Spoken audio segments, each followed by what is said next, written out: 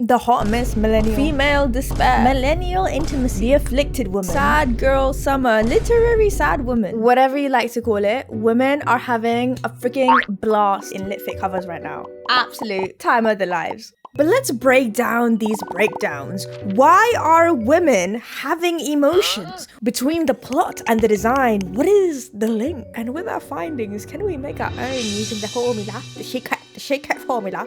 There will be trials,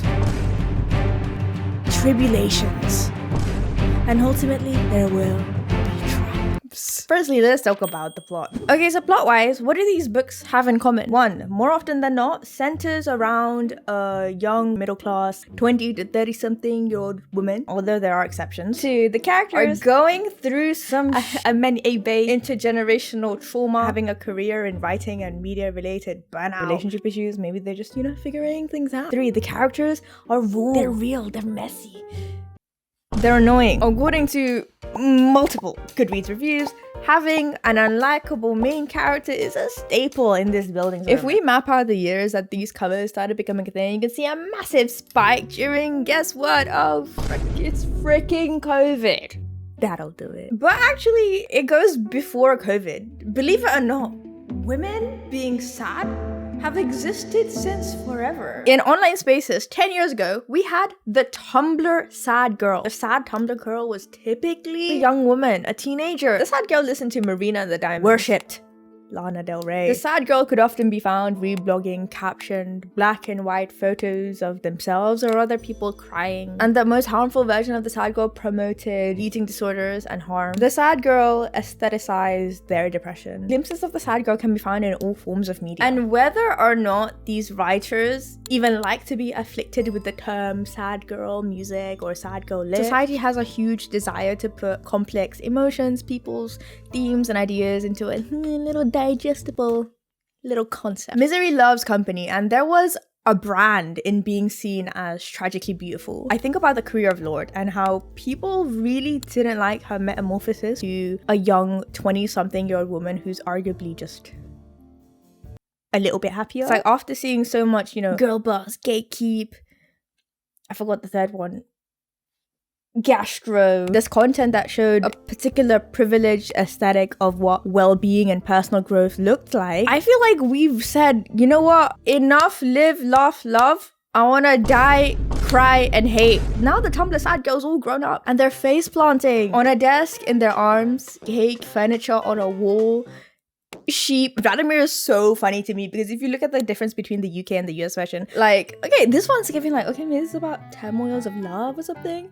And then we have this, kidnapped by the hot vampire billionaire. Now, what about the aesthetics? Seeing as this is marketed towards millennials, I wanted to make the most millennial cover ever. That started with the outfit. I wanted it to give brunch, but I'm also at the office. Setting. So setting, you see, like, if it's about career troubles, put it in an office.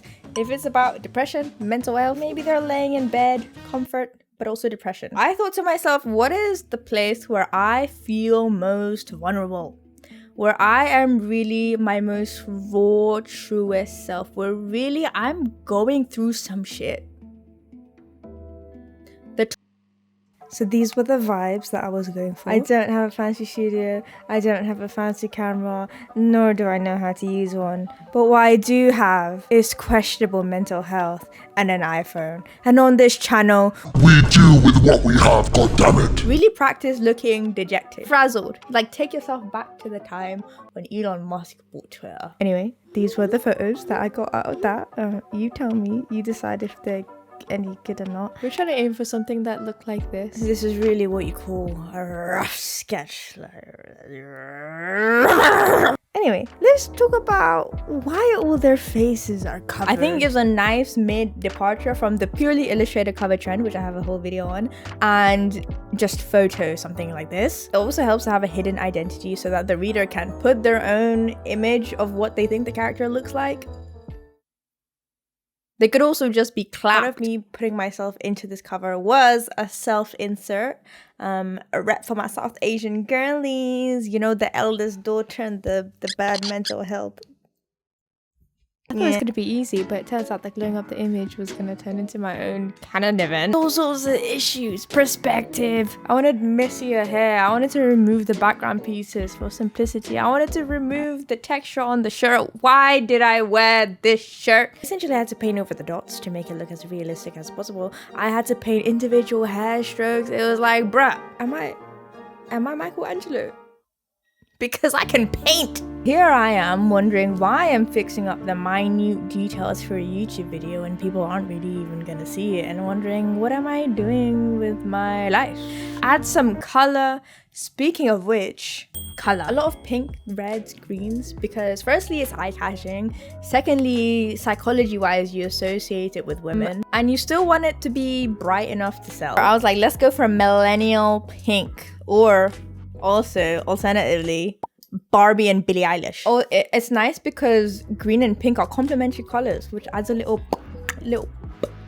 Originally when I was making this, I wanted a lot of negative space because this book was about being in a negative space. I like having a lot of blank emptiness because I feel like it really draws your attention to like one singular thing. Title. Now, because we're going for the most millennial cover ever, I was thinking, what do millennials say? Now, I'm basically on the cusp of being a millennial, so I grew up hearing a lot of this. Live, laugh, love. What is the opposite of that? Die, cry, and hate. What about I can't even in my field take me back? The struggle is real. So that just happened. Adulting and adultery. So this just happened. My life is terrible because inflation. I did a thing. Or I didn't do a thing, which is kind of like a play on words. I asked my brother, who's like solid Gen Z, and he said that, quote, it's quite disgusting.